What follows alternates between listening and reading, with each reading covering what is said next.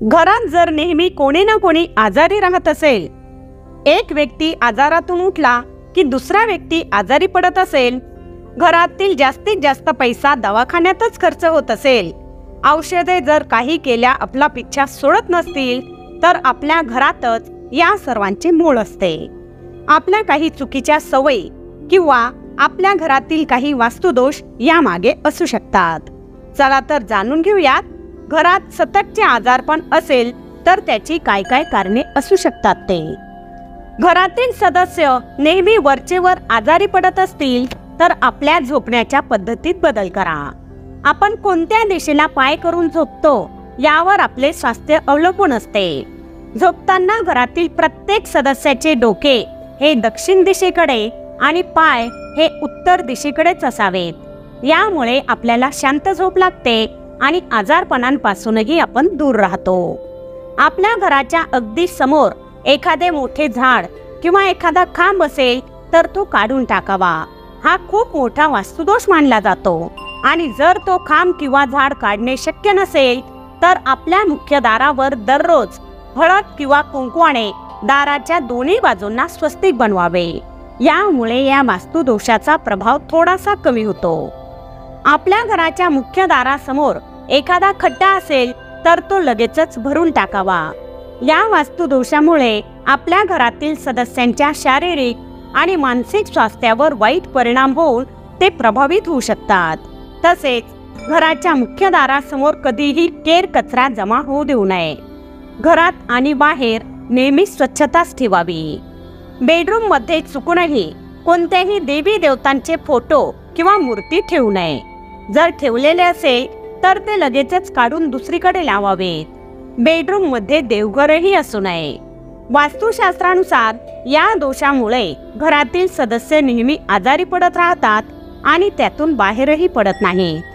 आपल्या घरातील मध्यभाग हा नेहमी मोकळा आणि रिकामा ठेवावा. घरातील मध्यभाग जर भरलेला आणि जड असेल तर यामुळे घरातील सकारात्मक ऊर्जा कमी कमी होत जाते आणि घरातील व्यक्तींच्या आरोग्यावर याचा विपरीत परिणाम होतो. घरात जर बीम असेल तर कधीही त्या बीम खाली झोपू नये, तसेच बसूही नये. बीम खाली नकारात्मक ऊर्जा असते आणि त्यामुळे आपले शारीरिक नुकसान होते. आपले स्वास्थ्य यामुळे बिघडते. वास्तुशास्त्रानुसार प्रत्येक महिन्याच्या पौर्णिमा तिथीला देवाधिदेव महादेवांच्या संपूर्ण शिव परिवाराचे पूजन करावे आणि आपल्या कुटुंबातील सर्व सदस्यांचे आरोग्य चांगले राहावे, निरोगी राहावे यासाठी देवाधिदेव महादेवांकडे प्रार्थना करावी. याचा खूप शुभ व चांगला परिणाम होतो. आपल्या घराच्या दक्षिण दिशेच्या भिंतीवर हनुमानांचा फोटो किंवा चित्र जरूर लावावे. जर आपले घर दक्षिणमुखी असेल तर पंचमुखी हनुमानांचा फोटो घराच्या मुख्य दारावर लावावा.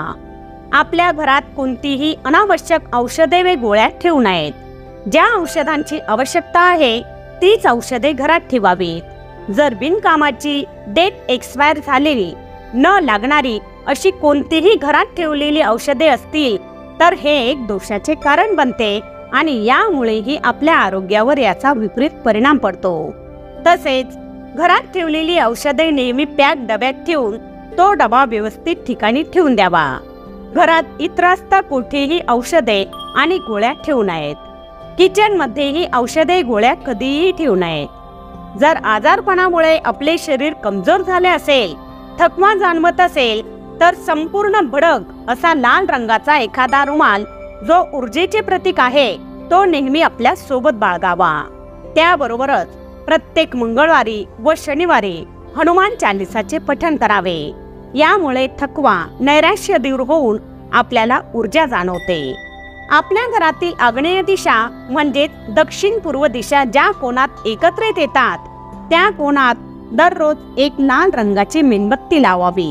यामुळे घरातील सदस्यांचे आरोग्य चांगले राहते. जर घरातील एखाद्या व्यक्तीची तब्येत जास्तच खराब असेल, काही केल्या त्या व्यक्तीला आराम मिळत नसेल तर थोडीशी कणिक मळून तिचा गोळा करावा. तो कणकेचा गोळा आणि एक तांब्याभर शुद्ध पाणी घेऊन त्या आजारी व्यक्तीवरून घड्याळाच्या काट्याच्या दिशेने 3 वेळा उतरवावे. त्यानंतर तांब्यातील पाणी एका पिंपळाच्या झाडाखाली टाकून द्यावे व पिठाचा गोळा गाईला खाऊ घालावा. हा उपाय सलग 3 दिवस करावा. यामुळे त्या व्यक्तीच्या तब्येतीत नक्कीच सुधारणा होईल. तर मित्रांनो, आता आपल्या लक्षात आलेच असेल की घरातील एखाद्या व्यक्तीची तब्येत वारंवार बिघडत असेल किंवा घरातील व्यक्ती एक आजारातून उठला की दुसरा आजारी पडत असेल तर याची काय काय कारणे असू शकतात ते. जर आपल्या घरातही यापैकी कोणते कारण दिसत असेल तर ते नक्कीच दूर करा. व्हिडिओ तर तुम्हाला नक्कीच आवडला असेल. व्हिडिओ आवडला असेल तर लाईक व शेअर करा. तसेच अशाच प्रकारचे नवनवीन व्हिडिओ पाहण्यासाठी आमच्या मराठी टिप्स या YouTube चॅनलला सबस्क्राईब जरूर करा. धन्यवाद.